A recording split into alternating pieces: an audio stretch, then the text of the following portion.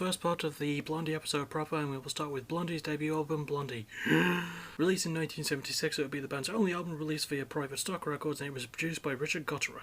So it turns out the band didn't do a lot before this, barring some shows in the demo in 1975, so let's move on to the first song on the album, titled Ex-Offender. It does a good job of grabbing the band's punk/new wave style quickly, and Richard's production is a big part of that, as he was inspired by the massive girl group sound that was happening at the time. But surprisingly and sadly, this album didn't do all that great, and it would get to the point of the band ending their contract with private stock and signing with Chrysalis Records instead, who re-released this album in 1977. However, even though this album didn't land all that well in America, it did pretty well in the UK, and it's even been remastered several times, most recently in 2001. But as always, I try to look for the oldest version of an album, but listening to this album's production, I can't say which version I listened to for sure, and that might be a good thing. This is pretty well mixed for something that came out 44 years ago, and it's also well performed, filling the niche that it's supposed to fill wonderfully. The instrumental work is well timed, it works well with the production structure, and the tone is solidly consistent as well, and Debbie Harry proves herself to be a pretty charismatic vocalist with lyrics about sexual abuse, lost innocence, and deceit voiced pretty well. For an album by Blondie of all bands, it's got some surprisingly dark lyrical themes to it, which I didn't expect. Anyway, my favourite song goes to Look Good in Blue. Honestly, considering how much good stuff this album has going for it, it's a shame that it didn't all land right away, as I think this is a very good, really well put together first output. Next is the band's second album, Plastic Letters. Released in 1977, it would be the band's first official release through Chrysalis Records, and it would again be produced by Richard Gotterer. So, after the band's debut and the label shift that would happen in 1977, something else would happen that year too that was sort of out of the band's control. In Australia of that year, on the show Countdown, the band's In the Flesh music video, a B-side of the single Ex-Offender, would be played by complete accident during the show, because the show run is meant to play Ex-Offender instead.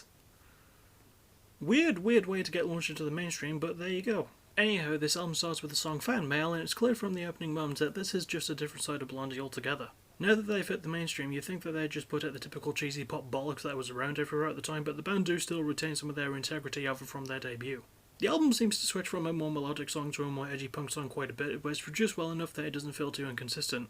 But I think that part of that could be due to bassist Gary Valentine leaving Chris Stein to play bass, as well as one Frank Infante providing additional bass work and guitar work for the album as well. Still, despite these changes and that this album came out so quick after the label issues, and so quick after their debut too, it still holds up pretty well. It's performed well enough, I appreciate that they're at least trying something new, and the lyrics aren't as dark as before, focusing on things like status, image and love, but they're still quite fun to listen to. My favourite song goes to Contact in Red Square. Honestly, this album still has great energy and catchiness to it, and the band wanting to experiment a bit works well in their favour more than you'd think. Next is the band's third album, Parallel Lines. Released in 1978, it would come out through Chrysalis Records, be produced by Mike Chapman, and it would be the first with Frank Infante as an official member on guitar, and the first with new bassist Nigel Harrison, making the band a sextet for the first time in their career.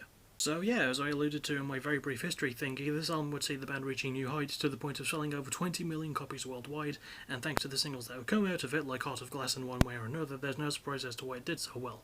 Speaking of the songs, the album does sort of start with the cover of the Nerve song Hanging on the Telephone, but the actual first track, original one at least, is One Way or Another, and it's again clear to hear that the band sound a lot different.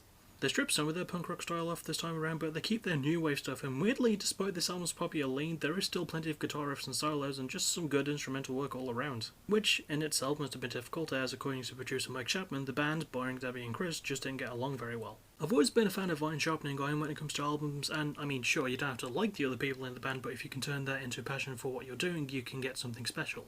And this album is something special indeed. Even though the lyrics do go over puppier stuff like loneliness and romance, which thanks to the newer stuff does sort of balance it out, either way, despite being a mainstream push down the throat, it's still got some catchy songs, and it's definitely at the status in my opinion. My favourite song goes to Will Anything Happen. Parallel Lines is another jarring shift for the band, but it's an easy one to get a hold of, and as mentioned earlier, it's really on its place in the band's history. And finally, for part 1, we reach the band's fourth album, E to the Beat. Released in 1979, it would again come out through Chrysalis Records and again be produced by Mike Chapman. So yeah, it turns out the Parallel Lines did a lot of good for the band, most notably the style changes that album had, and take shot people, poppier stuff. Glug glug. This album has some of that too, with bits of funk and disco and also some reggae and punk influenced stuff as well. This album's first song, Dreaming, is sort of your normal Blondie fare, and it changes on a dime real fucking quick after that. The album does a good job of experimenting and adding weird stuff that actually sort of works, and I'd argue that it makes this album one of Blondie's more punk rock leading efforts. I'm not going to argue that this album is better than Parallel Lines, and while it was not as successful, hell, the band took the momentum that came from their third album and changed a lot up for this one, showing a level of maturity that I really didn't expect from them.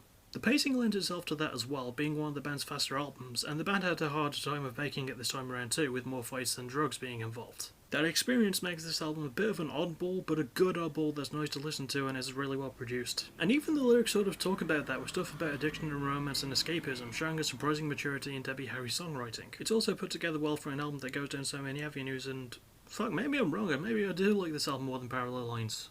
Maybe. I'm not fully sure yet. My favourite song goes to the title track. I didn't know what to expect from Meet to the Beat, but I certainly enjoyed it more than I thought I would. It's just a solid, entertaining album of this style, and worth seeking out, I feel. And that's it for part 1. I'll see you very soon. I don't know when for part 2, where I'll be covering from Auto American to No Exit. And as always, thank you for watching. You're awesome. Bye bye.